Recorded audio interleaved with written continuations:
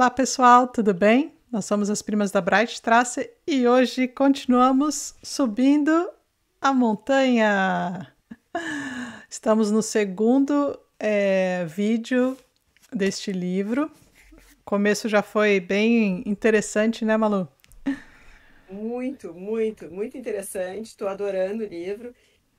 Hoje a gente vai falar da parte 3 até a página 80, para quem está nos acompanhando. Uhum. Cada parte do livro, gente, eles são repartidos, são cada capítulo, digamos, né? Tipo, tal, ele tem várias, olha só, tem Subpartes, várias né? subdivisões. Então Uhum. a gente sempre vai, mesmo que a gente não lê um capítulo inteiro, sempre vai parar numa divisão bem fácil de se achar, tanto no livro quanto no e-book. Isso. Eu tô Essa. acompanhando nos dois, e daí depois até vou botar o percentual, assim, Uhum. pra gente deixar ali. A gente tem essa. Isso aqui a gente colocou ali no nosso Telegram. No Uhum. canal do Telegram, pra quem não tá vendo aqui, a gente colocou as metas certinho, um impresso com as metas. Nesse impresso as metas conforme o livro físico, mas a Uhum. gente vai incluir ali o percentual também. Sim. Ou talvez, assim, o nome, né? Esse aqui a gente não chegou a separar mas essa meta de hoje, por exemplo, vai até a sutileza do pensamento, sem ler, né, essa parte, mas é a parte que está no 80. Então, tem gente que está só acompanhando pelo e-book, então a gente vai colocar ao menos esses títulos para poder indicar melhor aí como que é. Mas dá para. Com essas divisões já fica mais fácil, né, Malu? Da gente se achar aí, não é tão difícil assim.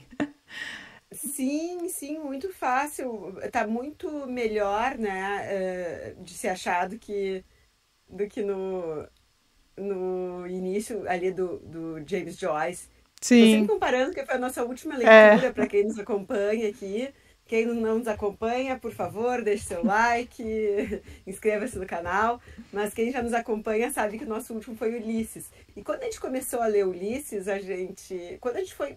Nem quando foi quando a gente começou a ler, quando a gente foi fazer a divisão, era difícil porque ele não tem divisões, e aí ele tem umas marcações, e a gente fazia por aquelas marcações, mas tinha umas que eram capítulos muito longos, e aí a gente não sabia onde parar. E aí quando nós fomos ler mesmo, aí fica fácil, porque cada capítulo um é muito diferente do outro. Aí a Uhum, gente resolveu que não dava para pegar e dividir um capítulo mesmo que fosse longo. Era sim. melhor esperar 2 semanas para fazer o vídeo, para a gente conseguir ler direitinho tudo, do que fazer a divisão, porque cada capítulo é uma história, né? E Uhum, aqui não, aqui é bem clássico, cada capítulo vai dando sequência ao que estava no capítulo anterior. sim. Voltamos ao clássico, né, Malu? Voltamos à Voltamos aos normalidade. clássicos, à normalidade. Ah, Então vamos para a nossa meta 2, que começa no capítulo 3. isso. Ensombramento púdico. Essa aí eu gostei muito. Aliás, essa meta tá muito boa. É, Essa, né, tem muita coisa para dar risada. Ao menos eu anotei várias passagens aqui, no mínimo curiosas para a gente comentar, né? Temos o nosso amigo acordando muito cansado ainda, né? Da chegada lá da da viagem, viagem né? no sanatório. Se bem que, né? Já acompanhamos uma super refeição. Quando eles chegaram, a janta foi ótima, né, Malu? A gente não pode reclamar porque nem teve nem pombo. Tava tudo Não muito de teve bom. pão. Não, assim, ó, todas as comidas são ótimas. E outra coisa, não precisa se preocupar, porque depois não vai ter nenhuma escatologia. A gente tá com o Thomas Mann, sabe? É um cara Sim. extremamente refinado, assim. E, Ele não fala para onde foi aquela janta toda, onde foi aquela comida. não, e até, né, ele tá desenvolvendo aqui um personagem muito, né, fino, pelo que a gente pode ver. E É, até as coisas que ele vai descobrir sobre os vizinhos do quarto dele, né, Malu? Que é a parte bem engraçada aqui. Depois falar que são estrangeiros russos e eles são bárbaros, né? Então, por isso. Mas vamos comentar que vai chegar lá o que acontece aqui com. a gente vai chegar na barbaridade dos russos. Vai. Então, O que os torna bárbaros. exato. Imagina se o nosso personagem aqui lê Ulisses. Barbaridade, eles não iam. Ele não ia conseguir. Ia ser um daqueles que ia falar que o livro é muito obsceno. Exato, Né? exato. Gente, se o Hans Castor lesse Ulisses, ele ia ficar apavorado. Ia ficar apavorado, com certeza. Até por isso começa, né? Ele fazendo a toalete dele lá de manhã, com o seu sabonetinho de alfazema, né? E ele está todo lá civilizado, né? E ele escuta barulhos, né? Dos seus vizinhos, e barulhos que ele acha um pouco estranho. Mas antes ele observa uma mulher pela janela, né? Uma mulher toda de preto, e ele fica um pouco, assim, curioso para saber quem é. Isso aí guarda que ele já vai falar ele já vai descobrir quem é essa mulher, né? É a reserva, né? Reserva. Guarda aí que logo ela aparece. Ele acha que é uma atriz trágica, né? Sim. É porque ele vê uma... Ele acha... Era sinistro observar como essa mulher enlutada, pálida, acertava aparentemente sem saber os passos longos, tristonhos, ao ritmo da marcha que ressoava de longe. É porque ele está escutando ao mesmo tempo e ele uma música e ela está caminhando aparentemente ao som, né? Da música sem que ela esteja ouvindo. Mas então, o casal está simplesmente se divertindo, né, Malu? O casal vizinho dele. O casal está se divertindo no quarto ao lado, Isso. Só que as paredes têm ouvidos, literalmente. As paredes são finas, ele ouve tudo que acontece do outro lado. Sim. Não tem nenhum isolamento acústico. Daí ele já fica revoltado, né? Sim. Ele quer um hotel 5 estrelas, né? Um mero hospital. E ele achou o fim da picada aquilo. E que os caras são os bárbaros. São. Né? E eu achei engraçado que ele fala assim, né? E de repente corou, né? Ele ficou corado por baixo da camada de pó de arroz, né? Temos aí... O Hans já tinha feito toda a sua toalete e já estava naturalmente com o seu pó de arroz. O seu pó de arroz. Sim. E além do pó, ele conseguiu ficar corado ainda, hein? Veja só. E o menino Hans, eu acho que se o menino Rano tivesse sobrevivido, ia virar o Hans. Pois é. Porque eu acho que tanto ele quanto o Rano são meio, como é que diz, autobiográficos. Uhum. Sim, realmente. Mas eu achei engraçado a descrição aqui que ele fala, eu acho que até vale a pena ler aqui. Ele fala que a brincadeira, né, entre o casal, sem dúvida alguma, tomaram um rumo animalesco, como Malu já falou. Deus do céu, pensou, virando as costas para terminar sua toalete com movimentos propositadamente ruidosos. Ora, são marido e mulher, está bem, não há mal nenhum nisso. Mas já de manhã, em pleno dia, é pesado. Afinal de contas, são enfermos, ou pelo menos um dos dois está doente. Uma vez que estão aqui, caberia moderação, né? Então ele gostaria que eles diminuíssem o ritmo, já que eles estão doentes. Isso, né? Exatamente. Afinal de contas, não cabe ali toda essa atividade quando um dos dois está convalescente, né? Mas enfim. E aí eles continuam e ele aí vai pro... Deixa eu ver, nós estamos aqui. Vai pro desjejum, né? Isso. Faz a toalete, desce pro desjejum, né? E ele descobre que a mulher é chamada, aquela mulher que ele viu da janela, eles apelidaram ela de Tulede. Isso. Porque ela acompanha. Conta aí, Malu. Ela acompanha os filhos, né? Uhum.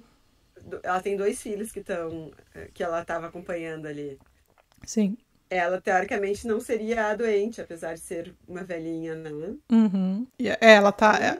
Pela a história, ela chega... Um filho dela primeiro ficou doente, depois quando ela chega com outro filho, né, para fazer companhia a esse que já estava doente, esse outro também fica doente, e é por isso que tous les deux são os dois, né? Então, e a única coisa que ela fala, aparentemente, quando conversam com ela, porque ela não...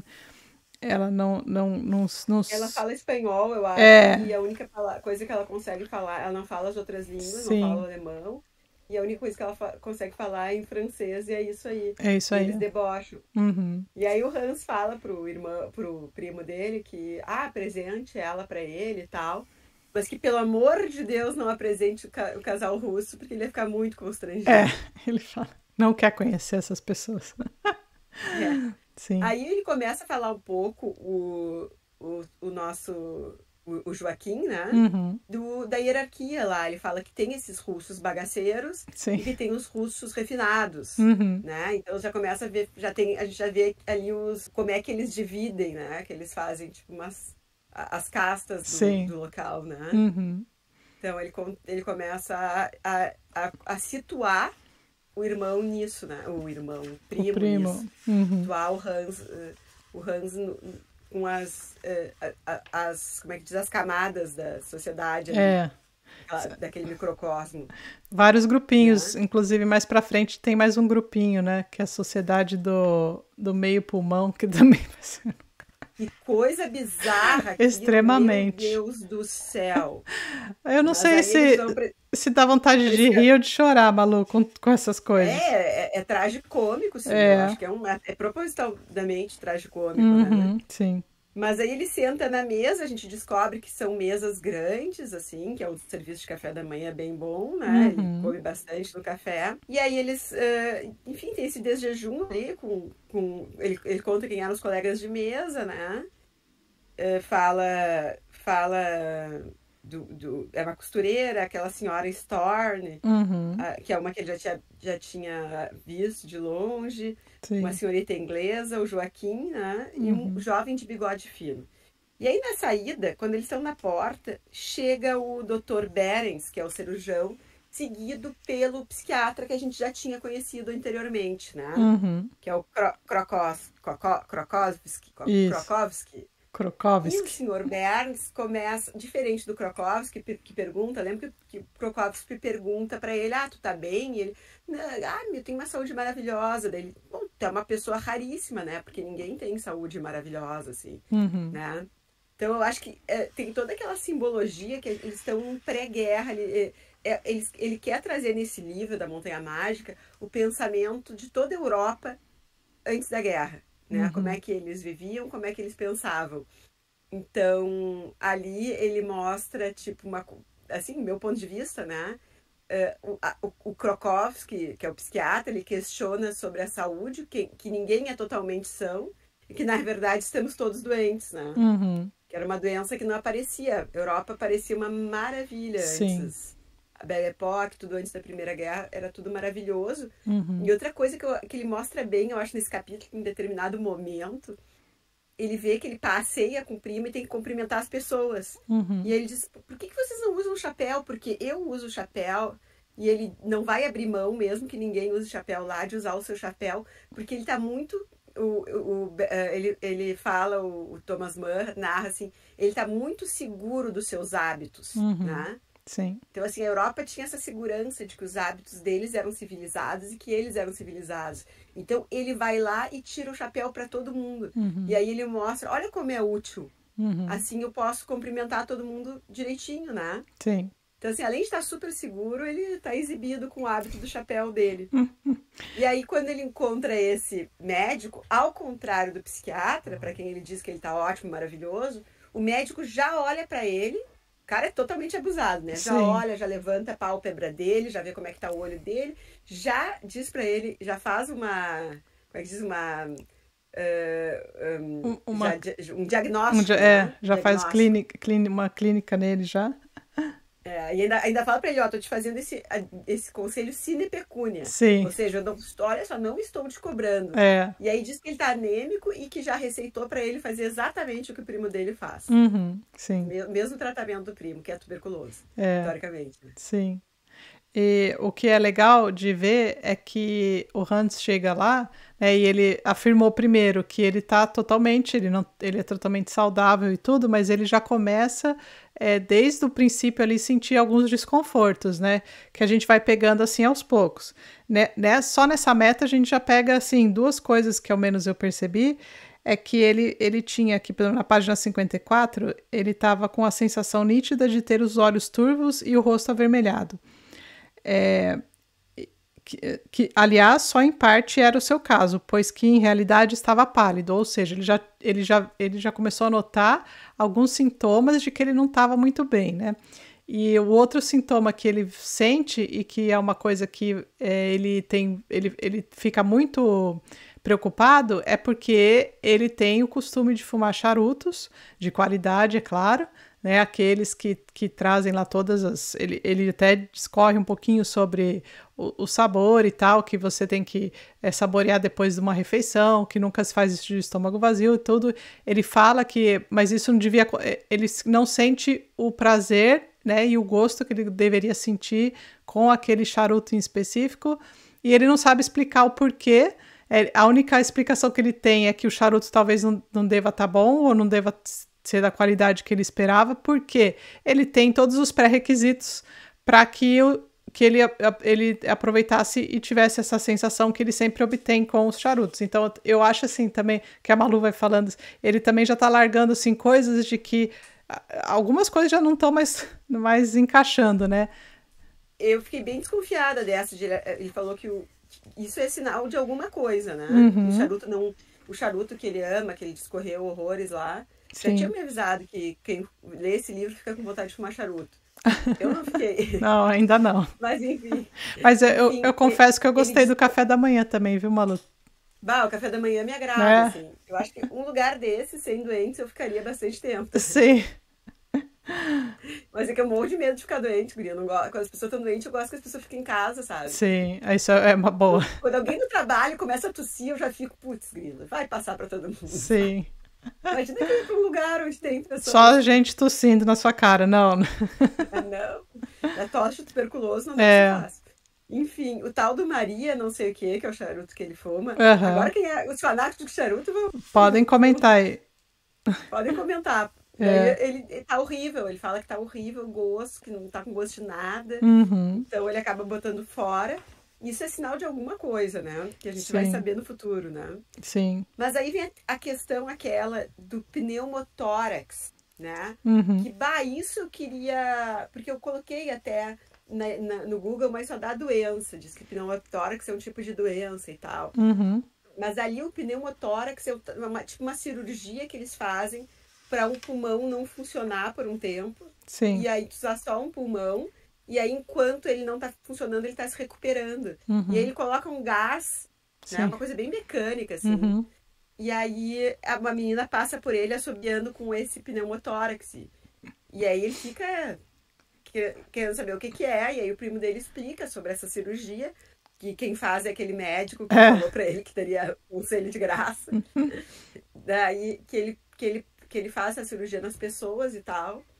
E aí tem vários que fizeram que eles se consideram a sociedade meio pulmão. Sim. Fizeram tipo uma turminha lá deles. Bizarro, né? Sim.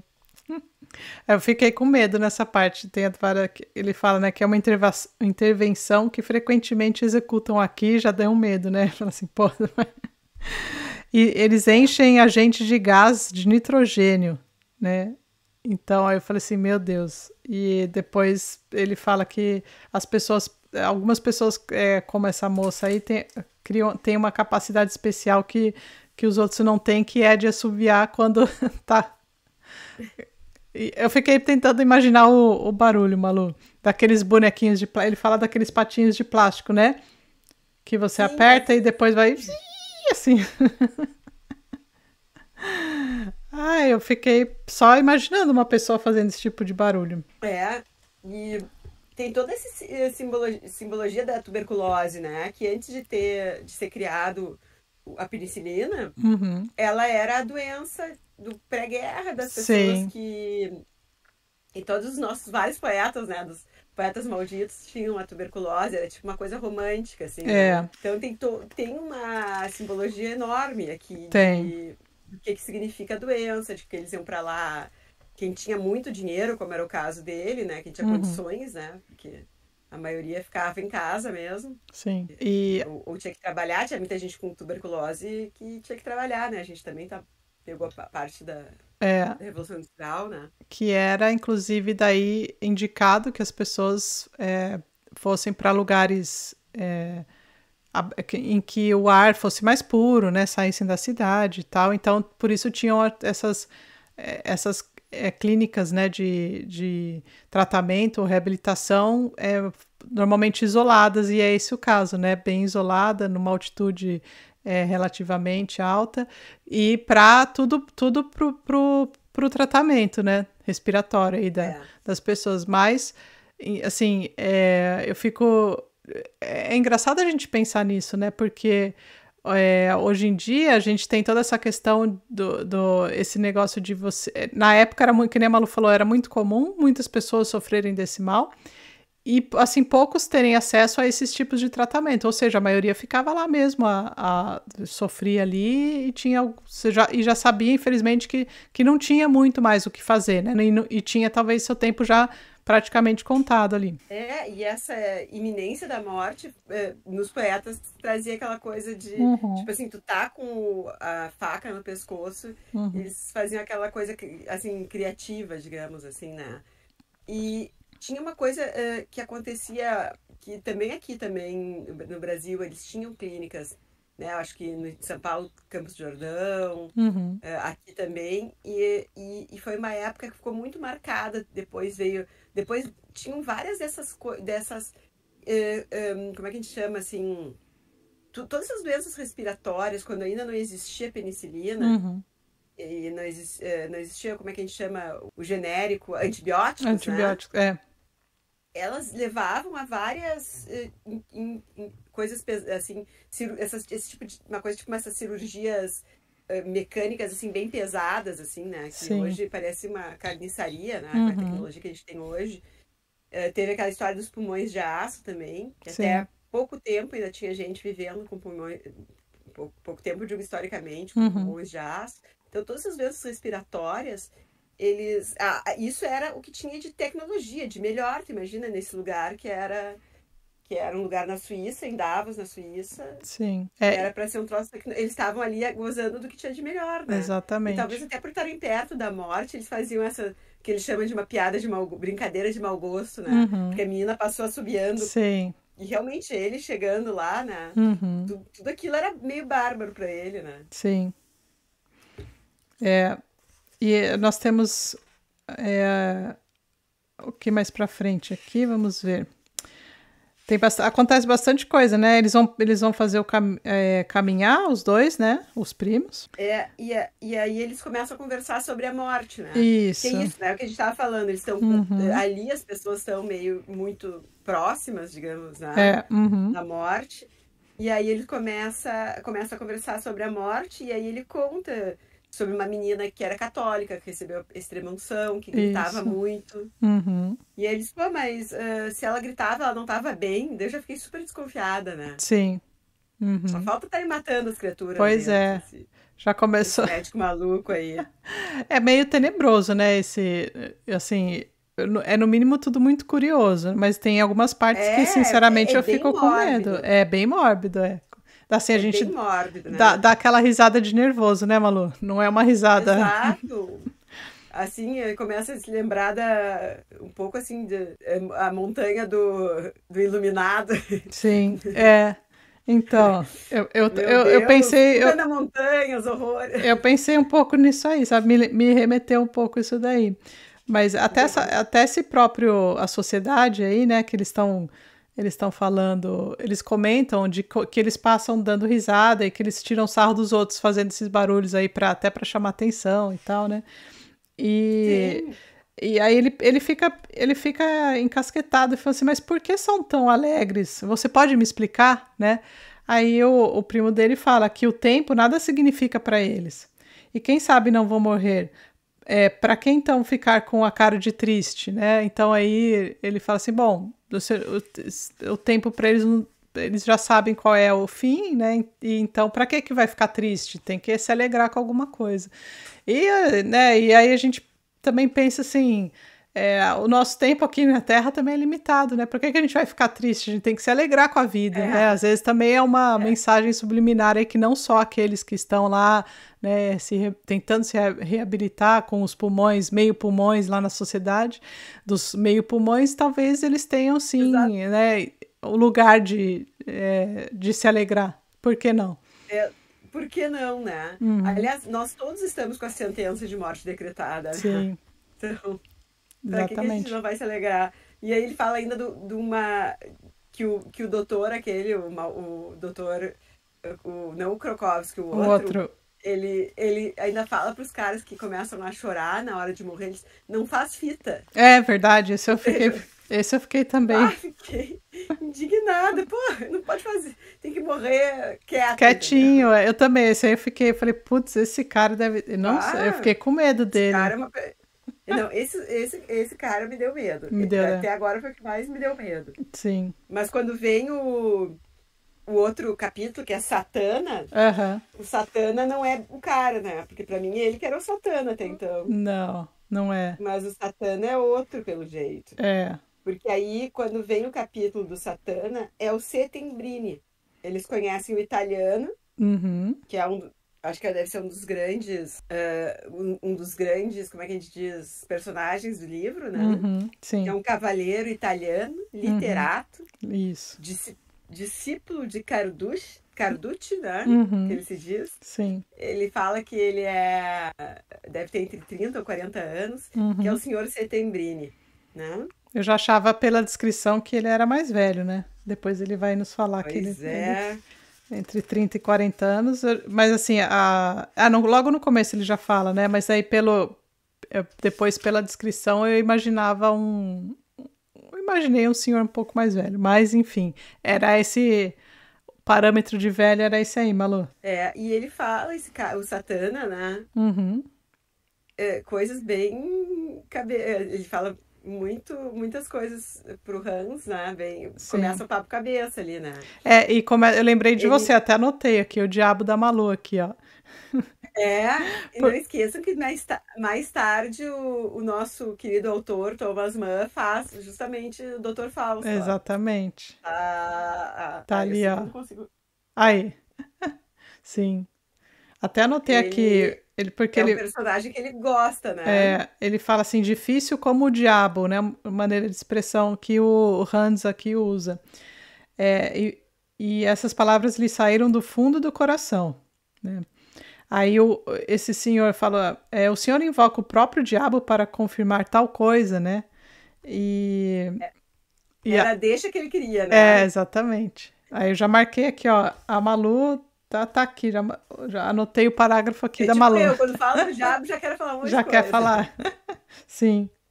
Mas ele fala que, tipo, essa coisa dele, né, de ser maledicente, que ele acha Uhum. bom, Sim. né? Eles falam Uhum. sobre a maledicência, ele diz, eu provoco, eu sou um provocador, né? Uhum. Pode julgar à vontade, né? Ele fala, eu sou um humanista, o humanista é provocador, Sim. né? Eu acho que a gente tem que julgar, que tem que, né? Ele diz que essa intenção dele de provocar é uma intenção pedagógica. Uhum. Mas aí quando ele fala do cara, que eu achei o melhor, que ele fala, me falta toda hora o nome do Do médico médico, né? principal. É. Mas ele diz, e aí o fulano já te deu a sentença? Uhum. Né? Daí ele fala assim, Minos e Radamanto já te deram a sentença. Sim. Os Minos e Radamanto é uma coisa bem de literato mesmo, né? São os filhos de Zeus que fazem o julgamento, né? Que Uhum. julgam um julga, um executa, né? Aí ele pergunta, tudo são referências literárias, né? Daí ele pergunta se o cara diz, não, eu não vim aqui porque eu tô doente, eu vim aqui só para acompanhar o fulano. Sim. Mas tu desceu nessas profundezas. E aí começa aquela coisa, como profundezas? A gente tá super alto. Ele, não, aqui é profundeza, aqui são as Uhum. profundezas, aqui é onde a gente tá perto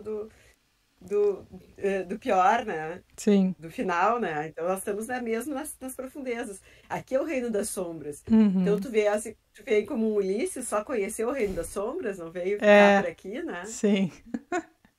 Então é Ele isso, galera. Ele tá ali, né? O nosso menino Rano tá. tá ficando um pouco preocupado, né? E o nome do doutor é o doutor Berens, né? É o... É o Isso, Berens que junto com Grakovski vão dar isso. a sentença. É aquele que Só que ele faz não. é aquele que é responsável pela o procedimento lá do pulmão lá, né? É. Sim. E aí ele quer que o que ele fale, que ele fale as coisas pelo nome, né, o Settembrini, Uhum. porque ele Sim. diz que não é vício, que o cigarro Ah, não é é. um vício, Sim. e eles ficam, não, isso é um vício. E aí o Settembrini diz, é preciso chamar as coisas pelos seus nomes verdadeiros e fazê-lo com energia. Isso fortalece e eleva a vida. Também tenho meus vícios. Uhum. Então, assim, o Settembrini tá querendo que eles encarem a coisa como ela é, né? Uhum. E a sentença, isso aí me chamou a atenção, porque eu achei mesmo, isso aqui é uma prisão mesmo, é uma prisão de luxo, né? Sim. E eles vão, parece, cada vez ficando mais ali, né? Uhum. Então ele deu, e realmente ele acabou dando ele não deu uma sentença, né? Sim. Mas ele falou, faz o mesmo tratamento que teu primo. Uhum. Mas não disse por quanto tempo, né? Sim. E o tempo lá não existe, então a gente pode prever que vai aumentar esse tempo, vai esticar o Uhum. tempo da estadia dele, né? Sim, eu acho que um pouco para trás ficou a parte que ele fica preocupado com a relação que eles fazem, porque ele pergunta para o primo dele, antes acho que de encontrar o Settembrini, sobre o que eles fazem com os mortos, né? Quando ele falou lá, por exemplo, o cara que estava morrendo e o médico falou para ele parar de fazer fita lá. E aí ele fica um pouco.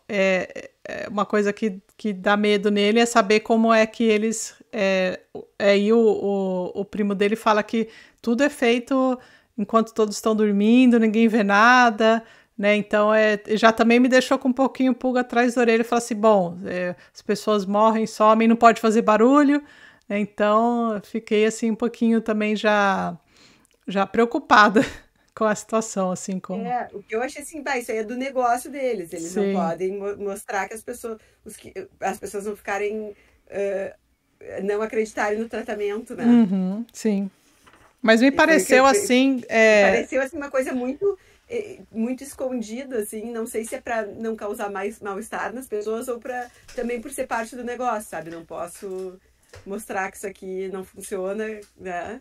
Esses dois médicos aí, eu tô super desconfiada. Eu fiquei com aquele negócio de, tipo, meio experimento, sabe? Tipo, eles estão fazendo experimento com as pessoas, porque me pareceu, assim, até esse negócio do pulmão e tal. É claro, né? Aquela época, comparando com o que a gente tem hoje com relação a tratamentos, é claro que tudo era muito na base experimental, né? Tanto que eram muitas, assim, às vezes aconteciam coisas que hoje em dia a gente sabe que eram ruins, né, que vocês fazer, mas que na época não tinha esse conhecimento, então fazia-se algumas coisas procedimentos que no fundo não faziam bem e só estavam, assim, piorando às vezes a situação. Então eu fico... Ou até prolongavam, mas eram umas coisas super invasivas, né? Exatamente. E claro, de alguma forma salvava as pessoas ou prolongava a vida, né? Sim. Mas acho que a gente vê hoje parece um troço bárbaro, né? Uhum, e, e o Settembrini, na página 75, quem entender de ópera, por favor, me dê essa informação. Ele fala ali, como se diz na ópera de seu mestre, caça o pássaro, sempre alegre, oleri, lará, lará, olerê. Uhum.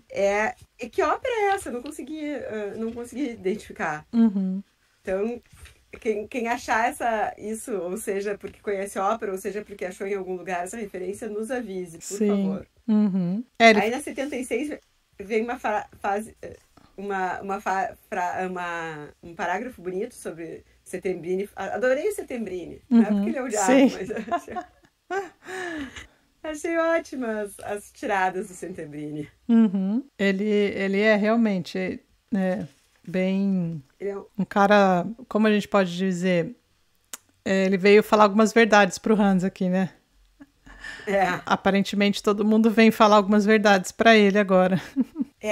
O primeiro momento, assim, eu acho, do Hans lá é que ele tá tendo questionado todas as suas verdades absolutas, né? Uhum. E aí, se a gente botar por isso pro grande quadro, é a Europa tendo as suas verdades absolutas questionadas, né? Sim. O povo civilizado, o povo que tinha encontrado uma fórmula de vida boa, civilizada, Uhum. em paz, tá sendo questionada, e daqui a pouco a gente vai descobrir que a coisa não estava tão boa assim, né? O que eu Eu acho que gostei ele tá... Fala, Tati, desculpa. aqui entre a página 78 e 79, quando eles estão falando. Bom, a primeira coisa na 78 é que ele fala uma grande verdade, que todo o caminho que trilhamos pela primeira vez é muito mais longo que o mesmo caminho quando já o conhecemos. Né? Então, porque Sim. ele está falando que pareceu muito maior o caminho de ida deles quando eles estavam caminhando, né? E do que aquele de volta. Isso aí é sempre aquilo que a gente fala, pô, quando a gente está indo para algum lugar novo, parece que demora, a volta vem super rápido, né? Mas na página 79, ainda aqui no final da 78, ele pergunta o que ele está falando do Dr. Krokowski, né? E aí ele pergunta para o Hans o que ele acha dele, né? E aí ele falou que francamente não sabe, que falou com ele por poucos instantes, mas que ele não é de formar opinião precipitada, né? Então ele falou assim, bom, eu sou uma pessoa que eu guardo para saber, né, para fazer julgamento depois. Aí, ele é uma pessoa ponderada e exatamente. E o que o Settembrini fala? Isso é apatia. Isso é apatia. Por que não julgar, né? Julgue sim. É para esse fim que a natureza lhe deu 2 olhos e o discernimento. E o discernimento. Não, é perfeito. O senhor achou que eu fui maledicente, o Settembrini fala. Mas se falei assim, não fiz sem intenção pedagógica. Isso aqui que eu estava falando. Que você falou. A intenção pedagógica dele é de... E aí ele fala... Meus senhores, o laço histórico entre o humanismo e a pedagogia é a prova do laço psicológico que existe entre ambos. Não convém privar o humanista de sua função educadora. Não se lhe pode arrebatar essa função, porque somente ele guarda a tradição da dignidade e beleza do humano. Sim. Então, ele é um baita de um ditador, né? Mas ele se diz humanista. Sim. Ele sabe o que é bom, né? Eu posso julgar, eu sei o que é bom, né? Sim. E vai dar umas discussões fantásticas, porque tudo que ele falou até agora é muito... a fala dele é muito forte, né? Realmente. E eles ainda não têm a perspicácia para rebater de forma... Mas eu acho que com o evoluir do livro vai ter, e devem surgir outros personagens, né? Sim.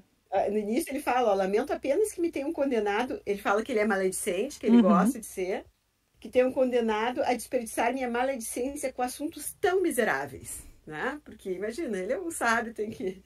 A meu ver, espero que o senhor não se oponha à maledicência, meu caro engenheiro.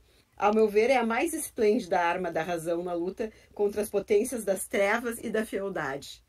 A maledicência, senhor, é o espírito da crítica, e a crítica representa a origem do progresso e do esclarecimento. E de súbito, pôs-se a discorrer sobre Petrarca, a quem chamou de pai dos tempos modernos. Então, assim, ele começa ali a discussão de uma forma muito provocadora e tal, e que a gente vê, que legal, é bem o diabo, né? Sim, sim. Ele seduz. Aí depois, ali na 79, a gente já vê que ele se acha o dono da razão. Sim. Que ele quer impor a vontade dele. Então, o diabo é fogo, gente. O diabo é sedutor. Sim. Eu, particularmente, já tá seduzido pelo Settembrini. Até ele começar a dizer que ele era o cara da razão e que ele... Que o resto, ninguém... Sim. Tipo, o certo é o que eu digo. Aí tu começa a ver que o diabo não é... Mas a gente gosta do diabo. A gente gosta porque ele nos diz o que... A gente precisa de alguém que diga o que é certo, o que é errado. E Deus não faz isso, né? Deus nos dá o poder da escolha e a gente começa a tremer quando a gente tem o frio... O free will. Até hoje, né? É essa discussão, né? Sim. Por isso que eu tenho medo, assim, da censura, dessas coisas, porque eu acho assim, enquanto a gente tiver escolha, a gente tá com Deus, mas enquanto tiver alguém, seja o que for, que nos diga isso é o caminho, esse é o certo, esse é o errado, a gente abre mão de uma liberdade e entrega pro déspota. Sim. E pode ser que o déspota não seja muito bom pra gente. Malu, gente, olha só, esse livro é fantástico. Já viajei horrores. Trouxe um monte de coisa. Mas, então, a gente que descobre que o quê? Eles perguntam, o Hans pergunta se ele tá doente ou terrivelmente doente, né? O Settembrini, e ele fala que o primo dele fala que ele saiba não, que ele não corre perigo, mas a doença é persistente e sempre reincide, né? Daí ele também deixa aquela abertura, assim, o que tem realmente, né, o Settembrini. E eles terminam falando de que ele é um cara, na verdade, que não tem muitos recursos, né, mas que ele tá lá e seduzindo ali, ele seduziu pelas palavras ali, né, Malu? Exato. Ele seduziu pelas palavras e a gente gosta dessas palavras, Sim. né? A gente gosta de ter a receita simples, as soluções fáceis. Tô ficando com medo desse lugar. Tô achando isso curiosíssimo de descobrir mais, assim. Tá super fácil fazer a meta, viu? Exato. Eu estou me borrando desde o início, tá? Sim. Tô desconfiadíssima de tudo e de todos. Mas isso que é legal. O que eu desconfiei até agora foi o primo dele. O primo dele achei que é um cara do... Ele é um cara inocentão, acho, por enquanto, né? Vamos ver. Desde que ele... Lá na casa do tio eu já achei ele inocentão, sabe? Você tá falando do Hans. Hans. Tá. Achei ele inocentão. Sim. E o primo achei gente boa também, assim. Mas o resto, acho que ninguém ali dá ponto sem nó.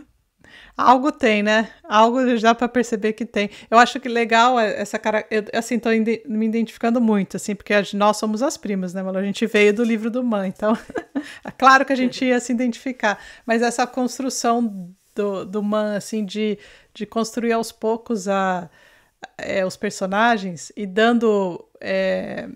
Assim, assim, e eu acho que essa leitura devagar é muito legal para isso, para a gente ir percebendo esses detalhes, porque daí tem algumas coisas que chamam a atenção da gente e a gente fala assim, não, vamos deixar isso aqui guardado, porque algo talvez saia disso, né? Toda vez que eu sinto alguma coisa assim, eu anoto, assim, eu faço uma anotação de que aquilo ali me remete à própria, assim, ao Man, e é só a ele, entendeu? A gente identifica realmente o autor ali. Como diz o Galindo, né?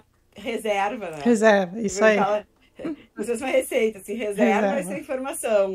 Então tem algumas informações que a gente está reservando. Sim. Porque sabe, acha, né, que vai dar em alguma coisa. Pode ser que não, mas parece que sim. Sim. Mas Fala. Não, eu ia falar que tá fácil de ler, não tá, Malu? Assim, a meta... Tá muito bem tranquila. Dá pra ir tranquila. Muito tranquila. Não tem, assim, dá pra ir bem, pode fazer as outras leituras, assim, não influi nas outras leituras. Eu tenho feito o seguinte método. Eu leio os nossos na meta, né, os das primas, e os outros eu leio um seguido do outro. Eu tenho 2 clubes. No meu clube eu leio geralmente um a cada final de semana, sabe? Sim. Eu gosto de ler livro assim em seguida, assim, acabar um, começar o outro. Mas esses é muita curtição fazer assim, de a gente vir, conversar e tal. Então, e ele não influi em nada, assim, não. Eu consigo ler tranquilamente durante a semana, ou dar uma sentada e ler a nossa meta, assim. Sim. E que nem eu falei, esse livro até não dá pra ler antes de dormir, assim, tranquilamente também. Não é um livro que... Não é tipo Ulisses, que eu começava a ler assim na cama. Não, agora vou ter que levantar e anotar os negócios, não dá. Só não dá pra levar esse aqui pra ler. O físico não dá, porque... Haja braço. Isso é legal também, porque eu tenho usado esse, né? Sim. E aí depois eu tento pegar as minhas anotações aqui e passar pro físico pra gente vir conversar, sabe? Sim. Aí eu deixo muitas coisas também, eu tenho um caderno aqui, eu uso o caderno, então tá bom. Tá gostoso. Tá muito legal. Tá tranquilo, por enquanto. Tá tranquilo. A leitura tá tranquila. A história é que eu estou curiosa. Então tá, gente. Vamos seguir na nossa leitura. Vamos. Tentar matar um pouco das nossas curiosidades, mas acho que agora não, né? Eu acho que agora vai ser só provocação. Isso. Talvez algumas curiosidades depois dos 50%. Mas agora, a gente no próximo vídeo já vai pro... o próximo vídeo é até o final da parte 3, então também tá fácil aí para se localizar na leitura, tudo... Depois de Ulisses, tudo é fácil. Tudo é fácil. Mas esse tá bem fácil mesmo, as metas estão bem tranquilas. Vamos lá, galera. Então é isso. Não deixem de acompanhar nosso canal, curte, compartilha, se inscreva, faça propaganda. E até semana que vem. Até. Nesse mesmo bate horário e bate local. Tchau.